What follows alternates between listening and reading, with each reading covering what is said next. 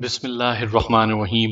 سامعین کرام، آپ سن رہے ہیں اردو کہانی پس نقاب، جس کے مصنف ہیں مرزا امجد بیگ، اور یہ اس سلسلے کی قسط نمبر 5 اور آخری قسط ہے۔ مجھے امید ہے آپ کو میری یہ کاوش پسند آئی ہوگی۔ آپ نے اگر ابھی تک میرا چینل کہانی گھر سبسکرائب نہیں کیا تو ابھی میرے چینل کو سبسکرائب کر کے بیل نوٹیفیکیشن آن کر دیجئے تاکہ آنے والی ہر نئی کہانی کی اطلاع بر وقت آپ تک پہنچ سکے۔ جناب اعلیٰ استغاثہ کے گواہ غلام حیدر کا گھر مقتول کے بنگلے کے عین سامنے واقع ہے، اور گواہ کا بیان ہے کہ اس نے لگ بھگ 9 بجے رات مقتول کو اپنی کریم کلر ٹویوٹا کرولا میں اپنے بنگلے میں داخل ہوتے دیکھا تھا۔ گواہ کا سابق ریکارڈ بے داغ اور معاشرتی حیثیت سے شفاف ہے، اس لیے اس کی گواہی کو نظر انداز نہیں کیا جا سکتا۔ جناب اعلیٰ، اتنے زیادہ افراد جھوٹ کیسے بول سکتے ہیں؟ مقتول وقوعہ کے روز لاہور نہیں گیا بلکہ حسب معمول گھر ہی لوٹا تھا۔ ملزمہ کی کہانی جھوٹ کا پلندہ محسوس ہوتی ہے، اور کوئی انسان خواہ مخواہ جھوٹ نہیں بولتا۔ اس فعل کے پیچھے چھوٹا یا بڑا کوئی نہ کوئی مقصد ضرور پوشیدہ ہوتا ہے۔ ایک بات کو آپ نظر انداز کر رہے ہیں میرے فاضل دوست، وکیل صفائی نے مجھے مخاطب کرتے ہوئے کہا، حالانکہ استغاثہ کا وکیل ہونے کے ناطے وہ بات آپ کے حافظے میں نقش ہونا چاہیے تھی۔ میں نے چونک کر وکیل صفائی کو دیکھا اور مصنوعی بے خبری کے تاثرات اپنے چہرے پر سجاتے ہوئے کہا، کون سی بات وکیل صاحب؟ دیکھا، میں نے کہا تھا نا آپ کچھ نظر انداز کر رہے ہیں۔ وہ فخریہ لہجے میں بولا، آپ یاد دلائیں۔ میں نے کہا، معلوم ہوتا ہے گواہ غلام حیدر کا ایک نہایت ہی اہم جملہ آپ کے ذہن سے اڑ گیا ہے، جیسے انسان کے حواس اڑ جاتے ہیں یا جیسے کچھ لوگ بے پر کی اڑاتے ہیں۔ وکیل صفائی نے طنزیہ لہجے میں چوٹ کی۔ جج نے اس سے پوچھا، وکیل صاحب، آپ گواہ غلام حیدر کے کون سے جملے کا حوالہ دے رہے ہیں؟ ذرا وضاحت کریں۔ میں نے یہ موقع ضائع کرنے کے بجائے جواب غزل کے طور پر کہا، میرے فاضل دوست، اب آپ معزز عدالت سے بھی وہ بات نہ کہیے گا جو مجھ سے کہی تھی، یعنی وہ حافظے میں نقش ہونے والی بات۔ آفتاب لودھی نے ناپسندیدہ نظر سے مجھے دیکھا اور جج کے سوال کا جواب دیتے ہوئے کہا، جناب اعلیٰ، استغاثہ کے گواہ غلام حیدر نے مقتول کے لیے آنکھ پھوڑ ٹڈا کے لفظ استعمال کیے تھے۔ میں نے جلدی سے کہا، اس سے آپ کیا ثابت کرنا چاہتے ہیں؟ اس سے ظاہر ہوتا ہے کہ مقتول گواہ کو پسند نہیں کرتا تھا۔ پھر؟ میرا لہجہ جارحانہ ہو گیا۔ پھر یہ کہ اس صورت میں گواہ کی شہادت معتبر نہیں مانی جا سکتی۔ وکیل صفائی نے کہا، ممکن ہے وہ مقتول سے کسی دشمنی کی بنا پر ایسا بیان دے رہا ہو۔ میں نے کہا، ایسی کوئی بات نہیں۔ گواہ کا مقتول کے بارے میں تبصرہ یا ریمارکس کسی محض مزاج نہ ملنے کا اظہار ہے۔ ان دونوں میں طبعی میلان نہیں تھا۔ مقتول کی سنجیدگی اور لیے دیے رہنے کی عادت سے گواہ نے محسوس کیا تھا کہ وہ ایک بے مروت اور خشک انسان ہے۔ گواہ کے جملے سے کہیں یہ ظاہر یا ثابت نہیں ہوتا کہ اسے مقتول سے کسی قسم کی دشمنی ہے۔ ایک لمحے کو رک کر میں نے اضافہ کیا، اور بافرض محال اگر کوئی دشمنی تھی بھی تو یہ کون سا موقع تھا دشمنی نکالنے کا؟ اس سے گواہ کو بھلا کیا فائدہ پہنچ سکتا ہے یا مقتول کو کیا نقصان پہنچ سکتا ہے، جبکہ مقتول اس دنیا سے بہت دور جا چکا ہے۔ جج نے تعریفی نظر سے مجھے دیکھا اور کہا، بیگ صاحب، آپ دلائل کے سلسلے کو جاری رکھیں۔ جناب اعلیٰ، میں نے کھنکار کر گلا صاف کرتے ہوئے کہا، ملزمہ نورین نے متعدد مقامات پر جھوٹ کا سہارا لیا ہے۔ میں چند اہم مقامات کی دوبارہ نشاندہی کرتا ہوں۔ پہلی بات تو یہی کہ وقوعہ کے روز مقتول لاہور نہیں گیا تھا بلکہ حسب معمول اپنے گھر آیا تھا۔ اس کا مطلب یہ ہوا کہ وقوعہ کے وقت وہ گھر پر ہی موجود تھا، ایک عام انسان کی طرح، اپنے گھر کے سربراہ کے طور پر، نہ کہ ایک نقاب پوش نقب زن کے بہروپ میں۔ جناب اعلیٰ، توجہ طلب بات یہ ہے کہ شیخ احمد جیسے کامیاب جیولر کو زیورات کے چند ڈبے چرانے کی آخر کیا ضرورت پیش آ گئی، اور وہ بھی اپنے ہی گھر سے، اپنی منکوحہ کے زیورات، جبکہ اس کی عالی شان دکان میں زیورات کے ایسے سینکڑوں سیٹ بھرے ہوئے تھے۔ مقتول کا نقاب پہن کر اپنے ہی بنگلے کے اندر نقب لگانے کی کوشش کرنا عقل سے باہر اور خالی از منطق ہے، جبکہ اس عمل کے پیچھے وکیل صفائی یا ملزمہ نے مقتول کا کوئی ٹھوس مقصد یا کوئی اور سبب بھی بیان نہیں کیا، اور نہ ہی اب تک کی کارروائی کے دوران میں ایسی کوئی بات سامنے آئی ہے۔ جناب اعلیٰ، ملزمہ کا موقف یہ ہے کہ وقوعہ کی رات وہ اپنے بنگلے کی بالائی منزل پر سوئی تھی، اور وہیں سونے سے کچھ دیر قبل اس نے اپنی بہن سمرین کا فون ریسیو کیا تھا، جس کے مطابق سمرین نے اس کے پاس آنے سے معذوری ظاہر کی تھی، جبکہ حقیقت یہ ہے کہ وقوع کے وقت بنگلے کی بالائی منزل کے کسی بھی کمرے میں فون کرنے یا ریسیو کرنے کی سہولت موجود نہیں تھی۔ میں نے رک کر حاضرین عدالت پر ایک طائرانہ نگاہ ڈالی اور اپنا بیان جاری رکھتے ہوئے کہا، یور آنر، فاضل عدالت کے ریکارڈ پر یہ بات موجود ہے کہ جب میں نے اس سلسلے میں ملزمہ کو چیلنج کیا اور اس مکینک کو عدالت میں پیش کرنے کی بات کی جس نے وقوع سے کچھ عرصے بعد بالائی منزل پر فون کی تنصیب کا کام کیا تھا، تو ملزمہ نے معزز عدالت کے سوال کے باوجود بڑی ڈھٹائی سے کہا کہ میں اس سلسلے میں کچھ نہیں کہوں گی۔ ملزمہ کا صرف یہی ایک جملہ اس کے جھوٹ کی کلائی کھولنے کے لیے کافی ہے۔ پھر ملزمہ نے میرے ایک سوال کے جواب میں بتایا ہے کہ وقوع کے روز وہ مقتول کو دکان پر چھوڑ کر گاڑی گھر واپس لے آئی تھی۔ اس کا خیال تھا کہ رات کو وہ خود جا کر مقتول کو اپنے ساتھ لے آئے گی، مگر واقعاتی شہادتوں سے ثابت ہوتا ہے کہ ملزمہ نے سراسر غلط بیانی سے کام لیا ہے۔ وقوع کے روز مقتول لگ بھگ رات 9 بجے بنفس نفیس اپنی گاڑی میں گھر پہنچا تھا۔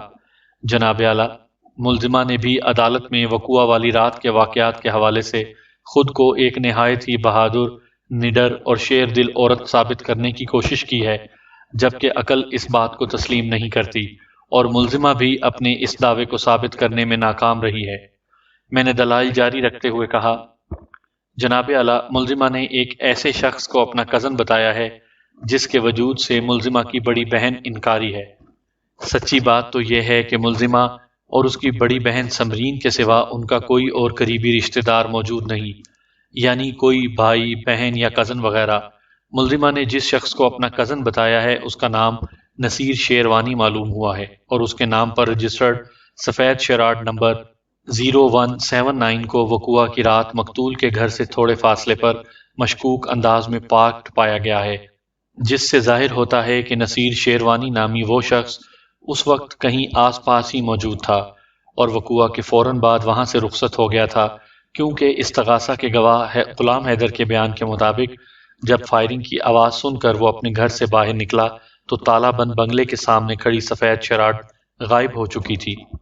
جناب اعلیٰ، مجھے باوثوق ذرائع سے معلوم ہوا ہے کہ ملزمہ پچھلے دنوں نصیر شیروانی کے ساتھ متعدد بار دیکھی گئی ہے۔ ان حقائق کی روشنی میں یہ کہنا چاہتا ہوں کہ مقتول کسی اتفاقی حادثے کا شکار نہیں ہوا، بلکہ اسے ایک سوچے سمجھے منصوبے کے تحت قتل کیا گیا ہے۔ یہ حق حفاظتی خود اختیاری کے بجائے سیدھا سادہ قتل عمد کا کیس ہے۔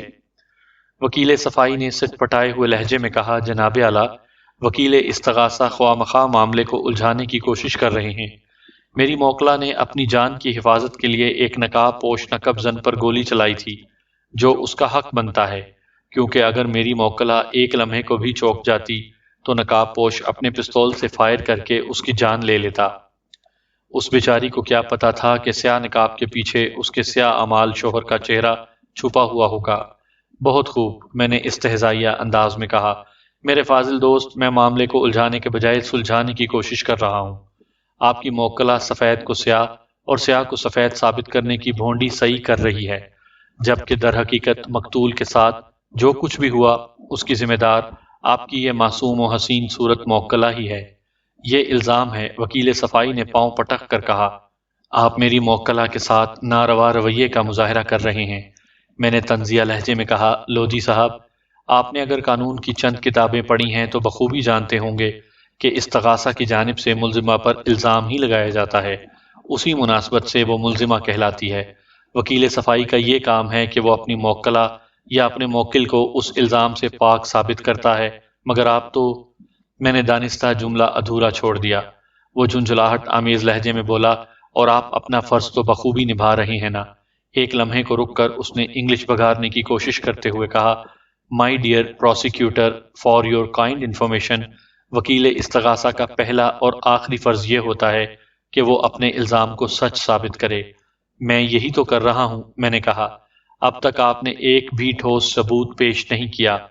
میں نے ٹھہرے ہوئے لہجے میں کہا، اس سے بڑا ٹھوس ثبوت اور کیا ہوگا کہ آپ کی موکلہ پے در پہ جھوٹ بول رہی ہے، حالانکہ وہ یہ بات جانتی ہے کہ جس وقت مقتول پر گولیاں برسائی گئیں اس وقت اس کے چہرے پر کوئی نقاب نہیں تھا، اور نہ ہی وہ چوری کی نیت سے اپنے گھر میں داخل ہوا تھا۔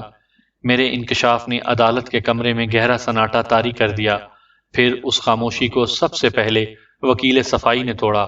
وہ دیوانگی کے عالم میں چیخا، یہ کیا مذاق ہے؟ یہ مذاق نہیں، حقیقت ہے۔ میں نے تحمل سے کہا، کیا آپ اپنی بات کو ثابت کر سکتے ہیں؟ میں جو ثابت نہ کر سکوں اس کا دعویٰ نہیں کرتا۔ اپنے دعوے کا کیا ثبوت ہے آپ کے پاس؟ میں نے مسکرا کر وکیل صفائی کو دیکھا۔ جج نے اضطراری لہجے میں مجھے مخاطب کیا، بیگ صاحب اپنے موقف کی وضاحت کریں۔ میں نے انکوائری افسر کو اشارہ کیا۔ اس نے جج کی اجازت سے سیلوفین کا وہ بند بیگ اٹھا لیا جس کے اندر آلہ قتل مقتول کا ریوالور، خوابگاہ سے ملنے والا پستول، مقتول کی گردن میں پیوست اور کھوپڑی کے آر پار ہو جانے والے گولی کے علاوہ وہ سیاہ نقاب بھی موجود تھا جو موقع پر پولیس نے مقتول کے چہرے سے اتارا تھا۔ وہ سیاہ کپڑے کا ایک لمبوترا سا تھیلا تھا۔ میری ہدایت پر انکوائر آفیسر نے وہ نقاب سیلوفین بیگ سے نکال کر میری طرف بڑھا دیا۔ مقتول کا خون اس نقاب پر جم کر ہم رنگ نقاب ہو چکا تھا۔ میں نے اس نقاب کو ہاتھوں میں گھمانے پھرانے کے بعد جج کی جانب دیکھتے ہوئے کہا، جناب اعلیٰ، اس موقع پر مجھے وکیل صفائی کے تعاون کی ضرورت ہے۔ آپ ان سے کس قسم کا تعاون چاہتے ہیں؟ جج نے حیرت سے پوچھا۔ میں نے کہا، جناب اعلیٰ، میں یہ نقاب چند لمحوں کے لیے ان کو پہنانا چاہتا ہوں۔ یہ کیا بدماشی ہے؟ وکیل صفائی چیخ اٹھا۔ میں نے ٹھہرے ہوئے لہجے میں کہا، ٹھیک ہے، اگر آپ تعاون کے لیے تیار نہیں ہیں تو کوئی بات نہیں۔ جج بڑی دلچسپی مگر الجھن زدہ نظر سے مجھے دیکھ رہا تھا۔ میں نے اس کی طرف تکتے ہوئے کہا، جناب اعلیٰ، میں یہ نقاب پہن کر آپ کو دکھاتا ہوں۔ عدالت میں ایک عجیب سی سنسنی پھیل چکی تھی۔ جج سمیت ہر شخص کی نگاہ مجھ پر لگی ہوئی تھی۔ میرے ڈرامائی انداز نے لوگوں کو پلک جھپکنے کے خیال سے آزاد کر دیا تھا۔ میں نے نقاب پہن کر جج کی سمت دیکھا اور گمبھیر آواز میں بولنا شروع کیا، جناب اعلیٰ، اس نقاب پر آنکھوں کی جگہ موجود 2 سوراخوں کے توسط سے میں آپ کو واضح طور پر دیکھ رہا ہوں۔ پھر میں نے گردن گھما کر حاضرین عدالت کو دیکھا اور روئے سخن جج کی جانب موڑ دیا اور کہا، میں بآسانی یہاں ہر شخص کو دیکھ رہا ہوں، مگر میں نے دانستہ جملہ ادھورا چھوڑ دیا اور ایک لمحے کے توقف سے بولنا شروع کیا، جناب اعلیٰ، ذرا تصور کیجئے اگر اس حالت میں مجھ پر 2 گولیاں برسائی جائیں جیسا کہ مقتول کے ساتھ واقعہ پیش آیا تھا، تو پھر نقاب میں مزید 2 سوراخوں کا اضافہ ہو جانا چاہیے، ایک عین پیشانی کے مقام پر اور دوسرا گردن پر بامقام حلقوم، اور آپ دیکھ رہے ہیں کہ یہاں صرف 2 ہی سوراخ موجود ہیں، یعنی آنکھوں کی جگہ۔ اس کا واضح مطلب یہ ہوا کہ فائرنگ کے وقت مقتول کا چہرہ نقاب سے عاری تھا، اسے بعد میں یہ نقاب پہنایا گیا تھا۔ میری بات ختم ہوئی ہی تھی کہ نورین ہیجانی انداز میں چلا اٹھی، میں نے کسی کو قتل نہیں کیا، میں بے قصور ہوں۔ وہ اس کی زبان لڑکھڑائی، ٹانگیں کپ کپائیں اور وہ کٹہرے کی ریلنگ کو تھام کر ہانپنے لگی۔ میں نے بآواز بلند کہا، جناب اعلیٰ، میں ملزمہ کی فریاد سے اتفاق کرتا ہوں، اس نے واقعی کسی کو قتل نہیں کیا۔ اب جج کے چونکنے کی باری تھی۔ وہ حیرت آمیز لہجے میں مستفسر ہوا، بیگ صاحب، آخر آپ کہنا کیا چاہتے ہیں؟ میں نے کچھ کہنے سے پہلے نقاب کو اپنے سر سے الگ کیا اور اسے انکوائری آفیسر کی طرف بڑھاتے ہوئے جج سے کہا، جناب اعلیٰ، یہ ایک مسلم حقیقت ہے کہ شیخ احمد کو ملزمہ نورین نے قتل نہیں کیا۔ آپ ملزمہ کے قد پر غور فرمائیں۔ میرے انداز کے مطابق ملزمہ نورین کا قد 4 فٹ 10 انچ سے زیادہ ہرگز نہیں ہو سکتا، جبکہ پولیس ریکارڈ کے مطابق مقتول شیخ احمد کا قد پورا 6 فٹ اور 2 انچ تھا۔ ایک لمحے کا وقفہ دے کر میں نے اپنا وضاحتی بیان جاری رکھا، جناب اعلیٰ، مقتول اور ملزمہ کے قد کے تفاوت کو ملحوظ رکھتے ہوئے اگر وقوع کی صورتحال کا جائزہ لیا جائے تو یہ ممکن نظر نہیں آتا کہ ایک کمرے میں روبرو کھڑے ہو کر ملزمہ کے ریوالور سے نکلنے والی گولی مقتول کی کھوپڑی کے آر پار ہو جائے، یعنی پیشانی سے گھس کر کھوپڑی کے عقبی حصے سے نکلے۔ اس صورت میں گولی خط مستقیم یعنی 180 درجے کے زاویے پر سفر کرے گی، جو کہ زیر بحث سچویشن کے قطعی خلاف ہے۔ تھوڑی دیر رک کر میں نے سانس لیا، پھر کہا، ان واقعاتی حقائق کی روشنی میں قاتل کا قد 6 فٹ کے قریب قریب ہونا چاہیے۔ ایسا شخص کون ہو سکتا ہے؟ وکیل صفائی نے مریل سی آواز میں کہا، یہ تو آپ اپنی موکلہ ہی سے پوچھیں۔ میں نے زہریلے لہجے میں چوٹ کی۔ جج نے ملزمہ نورین کی طرف دیکھتے ہوئے سخت لہجے میں کہا، بی بی، اب پانی سر سے اونچا ہو چکا ہے، حقیقت حال بیان کرو۔ ملزمہ کے پس انکار یا فرار کا کوئی راستہ نہیں بچا تھا۔ اس نے کئی وقفوں کی مدد سے اپنا تفصیلی بیان ریکارڈ کروا دیا۔ یہ بیان اس بیان سے قطعی مختلف اور انکشاف انگیز تھا جو وہ اس سے پہلے پولیس اور ازاں بعد معزز عدالت کے روبرو دے چکی تھی۔ جج کی ہدایت پر پولیس نے نصیر شیروانی کو حراست میں لے کر اس سے اقرار جرم کروا لیا۔ نورین نے زبان کھول دی تھی، لہٰذا نصیر شیروانی کے پاس بچاؤ کی کوئی راہ نہیں بچی تھی۔ عدالت نے تعزیرات پاکستان کی دفعہ 302 کے تحت نصیر شیروانی کو سزائے موت اور ملزمہ نورین کو اعانت قتل عمد کے جرم میں 25 سال سزائے قید سنائی۔ چلتے چلتے نصیر شیروانی کا قصہ بھی سن لیں۔